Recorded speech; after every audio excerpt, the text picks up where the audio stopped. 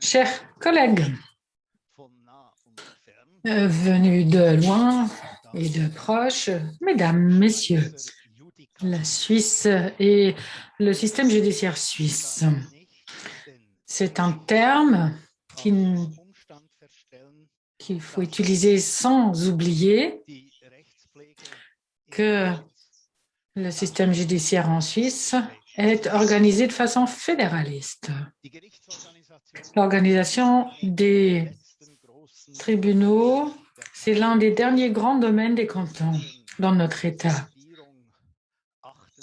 Et les cantons, ils sont très attentifs et souhaitent préserver cette compétence. Quantitativement, l'administration cantonale de la justice est prédominante. Le tribunal fédéral a 8000 cas par année. Mais c'est un David vis-à-vis du Goliath des cantons qui traite plus de 100 000 cas par année. L'organisation des tribunaux dans les cantons est organisée de façon très variable. Il y a bon nombre de cantons qui connaissent l'élection et la réélection parlementaire des juges, mais il y a également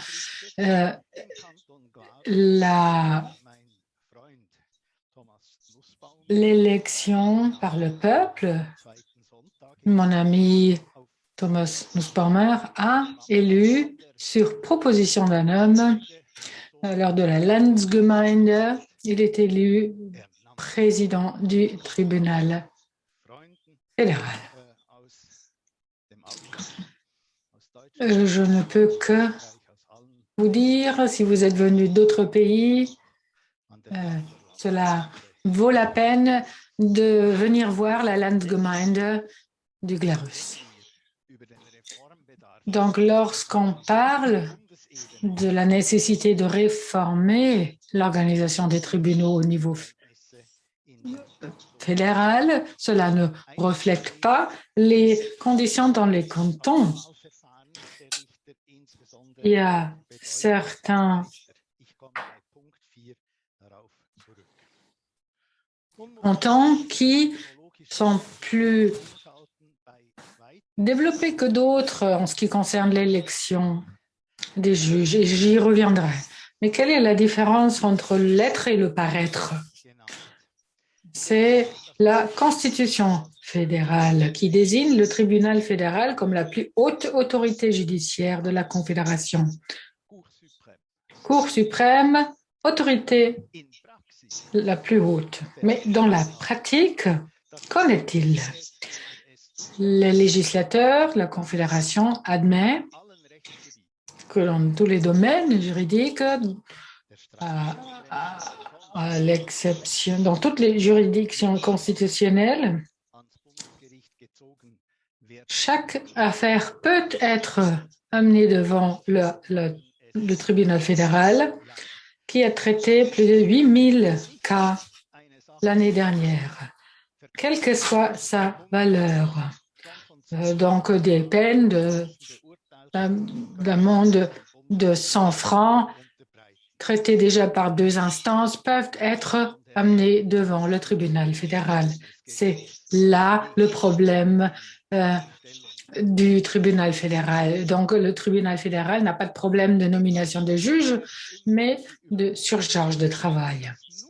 On pense toujours que seul le tribunal fédéral soit capable de garantir une protection juridique. C'est une vision obsolète, car elle vient d'une époque où les cantons n'étaient pas encore obligés de garantir cette protection. La Suisse a dû se faire rappeler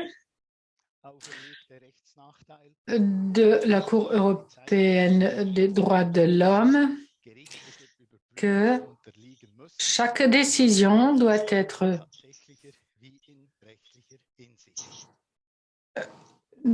pouvoir être vérifiée sur ses faits et la situation juridique.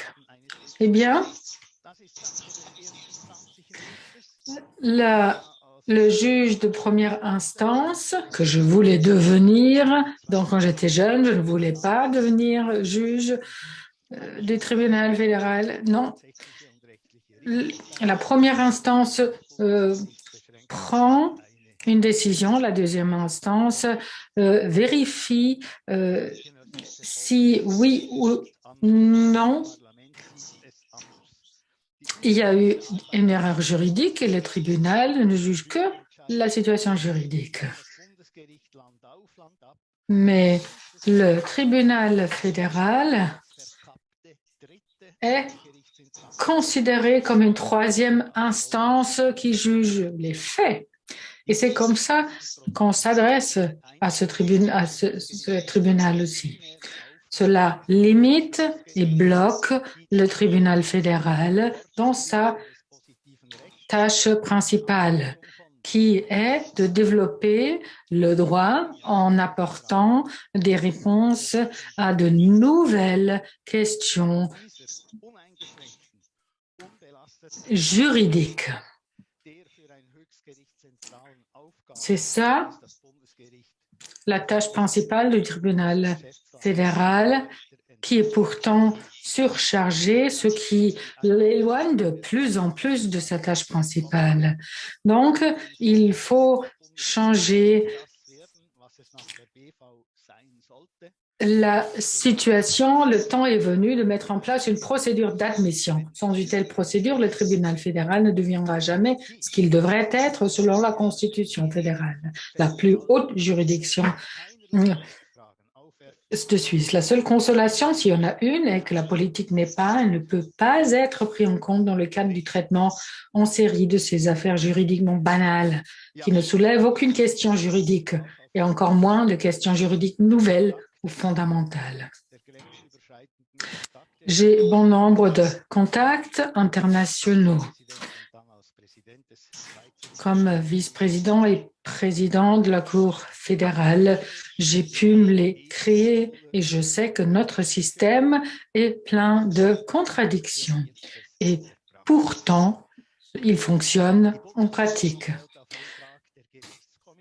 À la demande de la Commission judiciaire, l'Assemblée fédérale élit les juges fédéraux et fédéraux, ainsi que les juges des tribunaux fédéraux des instances inférieures, selon le principe de la représentation proportionnelle des partis. Et cette représentation proportionnelle est calculée le plus près. Les juges doivent se présenter à la réélection par le Parlement à la fin de leur mandat de 6 ans. Ils peuvent également appartenir à un parti politique pendant la durée de leur mandat, ce qui est la règle.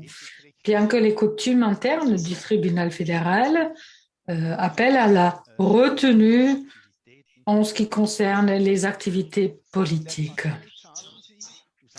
Mais habituellement, ils versent des contributions d'un montant variable à leurs partis politiques respectifs, sans qu'ils y soient légalement obligés. Tous ces aspects et d'autres, comme par exemple l'absence de droits disciplinaires à l'égard des juges fédéraux et fédéraux, sont incompréhensibles aux yeux des personnes externes et extérieures. J'ai expliqué au Greco, le groupe d'État contre la corruption, le 1er juillet 2016, en vain d'ailleurs, que ces cotisations des juges aux partis politiques ne sont pas seulement payées par les juges, mais par tous les fonctionnaires et dignitaires des pouvoirs législatifs et exécutifs et des entreprises proches de l'État. Ces contributions ne sont rien d'autre qu'un substitut pragmatique typiquement helvétique qui remplace le financement des partis qui n'est pas réglé et qui n'est pas voulu en Suisse. Et surtout, j'ai dit au Greco, et là c'est une pensée qui a déjà été évoquée par M. Grimm, c'est-à-dire l'indépendance des tribunaux grâce au respect des premiers et deuxièmes pouvoirs de l'État vis-à-vis du troisième, ne dépend pas de la lettre de la loi ou de la Constitution. Elle dépend de l'état d'esprit. L'état d'esprit des personnes qui détermine le destin du pays au Parlement fédéral à Berne. Et ce qui est tout aussi important, cette indépendance est une question de confiance que la population fait aux tribunaux. Ce respect devant et cette confiance faite aux tribunaux sont des biens précieux de l'État de droit dont le pouvoir judiciaire doit prendre particulièrement soin. Après mes 40 ans, ou presque 40 ans au service du tribunal fédéral, je ne peux que le confirmer. Les juges fédéraux et fédéraux sont élus politiquement, mais ils ne rendent pas des jugements politiques, même s'ils sont conscients du fait que leurs décisions peuvent avoir des implications politiques. Cet axiome du système judiciaire suisse est toujours en place. Et sans faille, je n'ai jamais rencontré un ou une juge fédérale qui a remis en question ce principe de base. Tous, sans exception, agissent au plus près de leur conscience. Ainsi, il est très rare de voir des jugements majoritaires pris au sein du collège qui suivent la ligne politique des partis. Le fait qu'on renonce, comme le prévoit la loi, à la confidentialité des délibérations pour des raisons de démocratie et de transparence, en ouvrant les délibérations du tribunal fédéral au grand public, ne change rien à ce regard. Et voilà, j'en viens au point numéro 4, procédure de sélection. C'est simple. Vous écrivez une lettre à la commission judiciaire à Berne et vous présentez un certificat de bonnes mœurs, l'extrait du casier judiciaire et un extrait du registre des poursuites avec un CV. La commission judiciaire est une commission mixte du Conseil national et du Conseil des États. Il s'agit donc d'une commission de l'Assemblée fédérale, les chambres réunies. Une sous-commission fait le tri et détermine quels sont les candidates qui peuvent se présenter devant l'ensemble de la commission judiciaire et on demande des références. C'est la commission judiciaire qui décide ensuite qui elle va recommander à l'Assemblée fédérale pour l'élection. L'affaire est ensuite transmise au groupe parlementaire. Après avoir reçu leur avis, la commission judiciaire prend une décision finale, généralement sans demande additionnelle.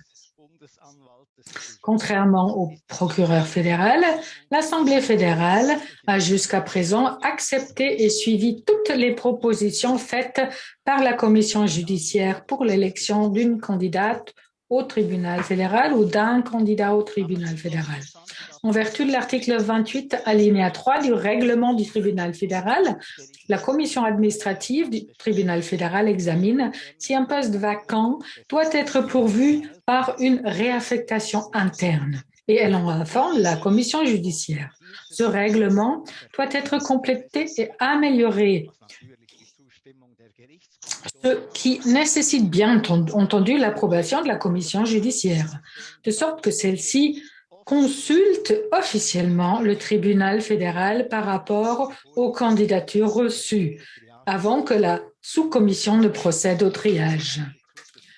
Une telle participation officielle du tribunal fédéral, par opposition à l'obtention plus ou moins aléatoire d'informations des personnes de référence, est clairement requise du point de vue de l'égalité juridique et aussi pour assurer l'expertise nécessaire.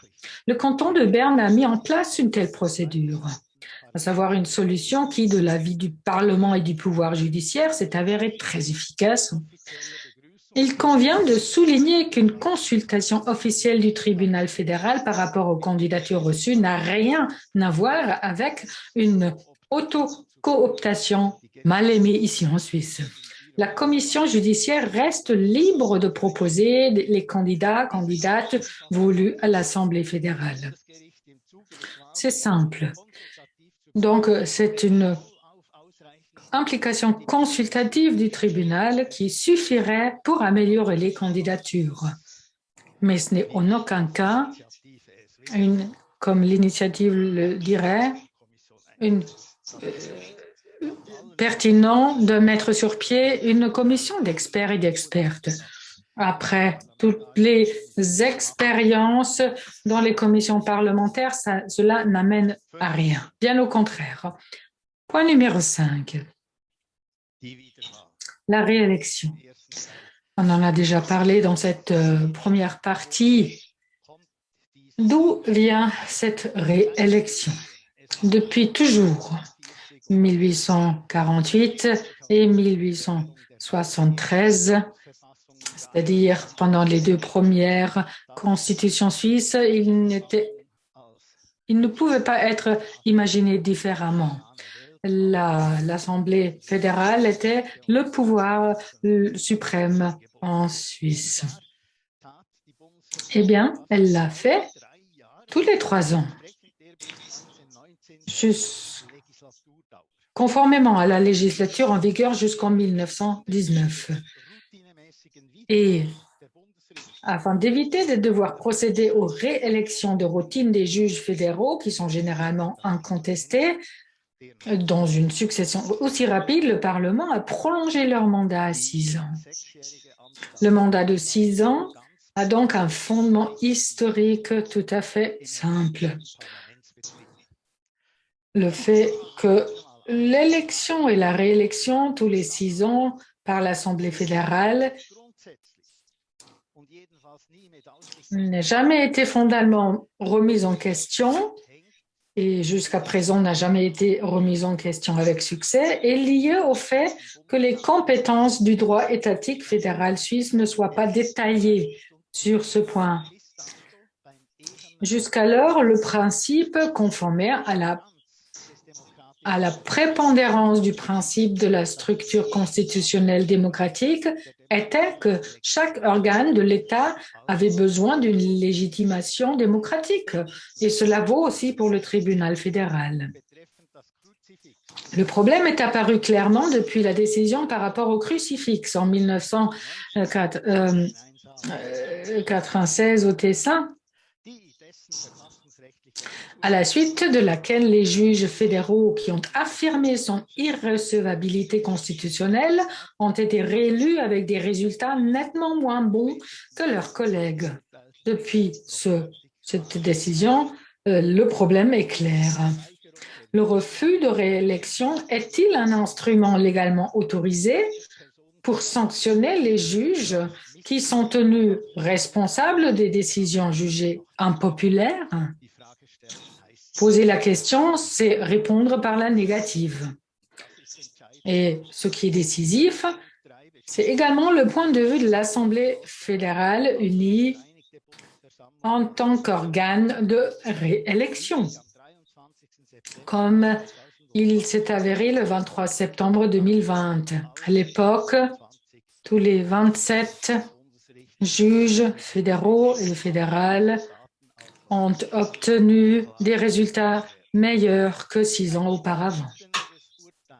Il est difficile de s'imaginer une décision plus controversée que celle rendue à l'été 2019, qui fut essentiellement la pomme de discorde, ou une critique et un débat public plus dur qu'à l'époque.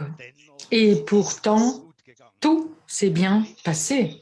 L'institution de la réélection des juges et des magistrats fédéraux a fait ses preuves in extremis et s'est révélé étanche. Ce système fonctionne tant que, comme c'est le cas en Suisse, le pouvoir politique est séparé. J'en viens à la fin et je respecterai mes 20 minutes. On est en Suisse, après tout. D'abord, l'État constitutionnel suisse fonctionne. Deuxièmement, le tribunal fédéral est indépendant et les juges fédéraux et fédéraux rendent leurs jugements en toute indépendance. Troisièmement, le pouvoir judiciaire fédéral n'a pas besoin d'un système électoral autre que la procédure existante qui a fait ses preuves. Toutefois, le tribunal fédéral a besoin d'une réforme structurelle au niveau constitutionnel et législatif afin qu'il puisse se concentrer aux tâches principales et être impliqué dans cette procédure. Cela lui permettra de se concentrer sur ses tâches principales à accomplir en tant que plus haute juridiction du pays. À cette fin, la mise en place d'une procédure d'admission est une nécessité absolue. Je vous remercie.